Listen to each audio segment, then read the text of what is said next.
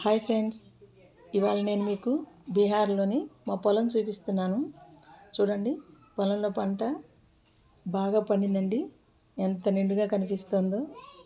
రైతుల యొక్క 6 నెలల కష్టమండి ఇది. ఇప్పుడు పంటలు కోతలు కోసే సమయం అండి. కొంత కట్ చేసేసారు, బట్ 2 రోజులు బట్టి బాగా వర్షాలు పడుతున్నాయండి. అందుకని ఆపేశారు. మళ్ళీ రేపటి నుంచి స్టార్ట్ చేస్తారు. సుమారుగా 500 బస్తాల దాకా వస్తాయని అనుకుంటున్నాము. యాక్చువల్గా మేము ఆంధ్రప్రదేశ్లోని విజయవాడలో ఉంటామండి. పొలం అంతా కూడా కౌలుకి ఇచ్చాము.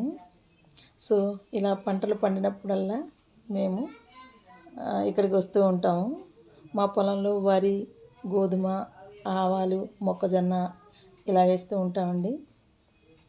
గోధుమలు ఎప్పుడు కూడాను మనకి చలికాలంలో సాగు చేస్తారండి.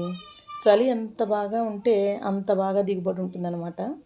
ఇదిగోండి, కట్ చేసిన ఈ గోధుమలన్నిటిని కూడాను ఇలా ముందుగా కట్టలుగా కట్టేసి పెడుతూ ఉంటారు ఒక చోట.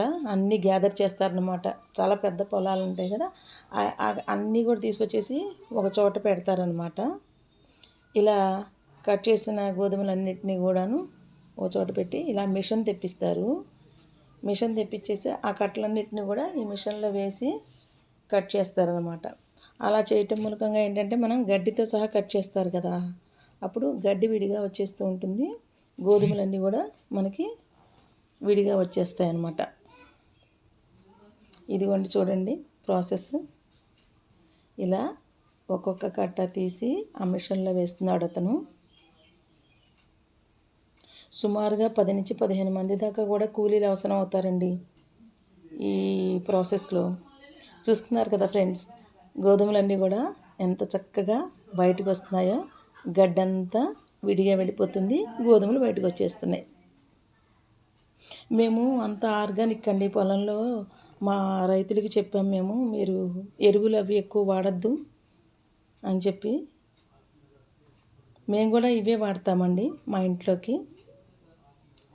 ఇలా కట్ చేస్తున్నప్పుడు యాక్చువల్ ఏంటంటే చాలా డస్ట్ వచ్చేస్తూ ఉంటుంది అనమాట. అందుకని ఏంటంటే వీళ్ళు పగల టైంలో చేయరండి, ఈవినింగ్ స్టార్ట్ చేసి నైట్ అంతా కూడా ఈ గోధుమలు కట్ చేసే ప్రాసెస్ అంతా చేస్తూ ఉంటారు. చూస్తున్నారు కదా ఎంత ఊక ఎలా బయటకు వస్తుందో. చాలా డస్ట్ వస్తుందండి. ఈ ఊకనంతా ఏం చేస్తారంటే తర్వాత గ్యాదర్ చేసి పశువులకి దానాలుగా వాడతారండి. అంటే తౌడుగా అనుకుంటా వాడతారు. అలాగే గడ్డిని కూడా ఏం వేస్ట్ అవ్వదండి, అదేమో పశువులకి ఆహారంగా వేస్తారనమాట.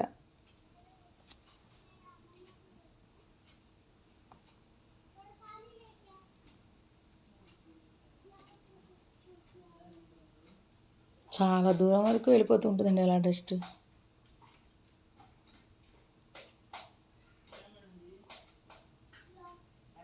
చూస్తున్నారు కదా అందరు కష్టపడుతున్నారు.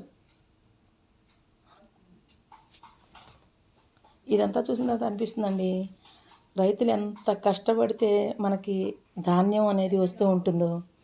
అందుకనే ఊరికినే అన్నము లేదా ఆహారం వేస్ట్ చేసేస్తూ ఉంటారు కదా. వేస్ట్ చేయకూడదండి. వీళ్ళు ఎంత కష్టపడితేనే కదా మన దగ్గరికి మన చేతికి ఆహారం వస్తుందో. సో ఈ వీడియో మూలకంగా నేను తెలియజేస్తున్నానండి, దయచేసి ఎవరు ఆహారం వేస్ట్ చేయొద్దని. ఇది ఫ్రెండ్స్ మా పొలం టూరు. వీడియో ఎలా ఉందో కామెంట్ సెక్షన్లో తెలియచేయండి. ఉంటాను.